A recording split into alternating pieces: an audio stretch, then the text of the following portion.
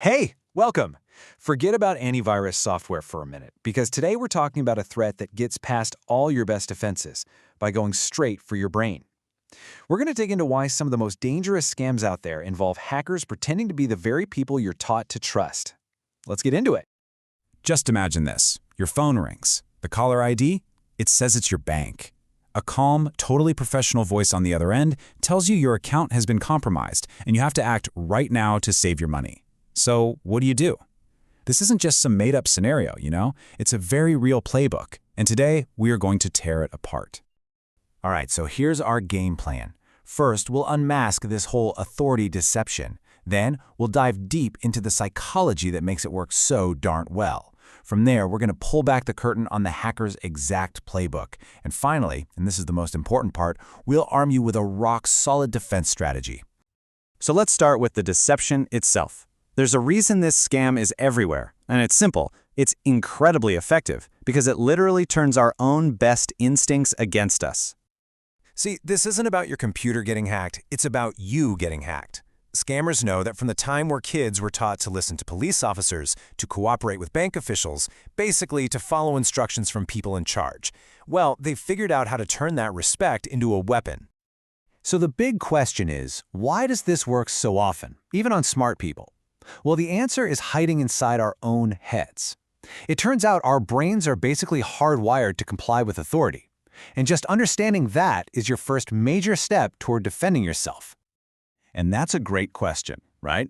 What is it about some commanding voice on the phone that can make a cautious, intelligent person suddenly decide to transfer their life savings to a total stranger? The answer is a really powerful psychological trigger. And this is it. It's called obedience to authority. And listen, this isn't a character flaw, it's a powerful social instinct we all have. Think about those famous Milgram experiments, where ordinary people did shocking things just because a guy in a lab coat told them to. Scammers are exploiting that exact same mental shortcut. They don't have to be a real authority figure, they just have to make you believe they are for a few crucial minutes. And this is how you get the power back. A legitimate authority figure plays by the rules. They'll actually encourage you to verify who they are. They will never, ever rush you or ask for something like a password. The scammer, on the other hand, does the complete opposite. Their whole game is to create chaos, to break the rules, and to demand the very things a real professional would tell you to protect.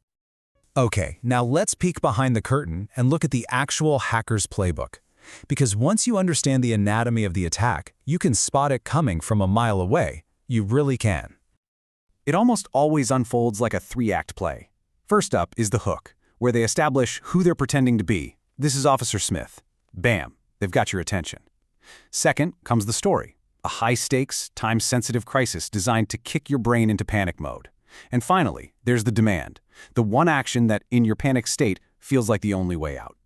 And to pull this off, they have a few nasty tricks up their sleeve. They can use something called caller ID spoofing, which makes their call look like it's coming from a real bank or police number. They'll throw around a bunch of official-sounding jargon to confuse you and make themselves seem credible. But you know what their most powerful weapon is? Urgency. They create that sense of panic so you don't have a single second to stop and think straight. Okay, we've taken apart the problem, we've looked at the psychology. Now for the most important part. Your defense. This is where we turn all that knowledge into actual power. And here's the secret weapon. And it's not some fancy software. Your absolute best defense is just a healthy dose of skepticism. It's about giving yourself permission to pause and ask one simple question. Wait a minute, does this actually make sense? So what does that look like in the real world? It's these three simple steps. First, just stop. No matter how urgent they say it is, take a breath. A real emergency can wait 60 seconds. Second, verify. Hang up the phone. Don't call the number they gave you. Go find the official number on the bank's website or the back of your card and you call them directly. And third, and this is a big one, never share your passwords or verification codes. Not ever. No legitimate company will ever ask for them, period. So look, if you take just one thing away from all of this, let it be this. Pause and verify. The entire scam is designed to hijack that natural instinct we have to obey authority under pressure.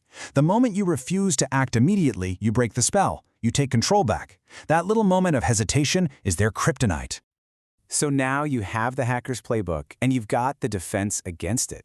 And this kind of knowledge, it's most powerful when you share it.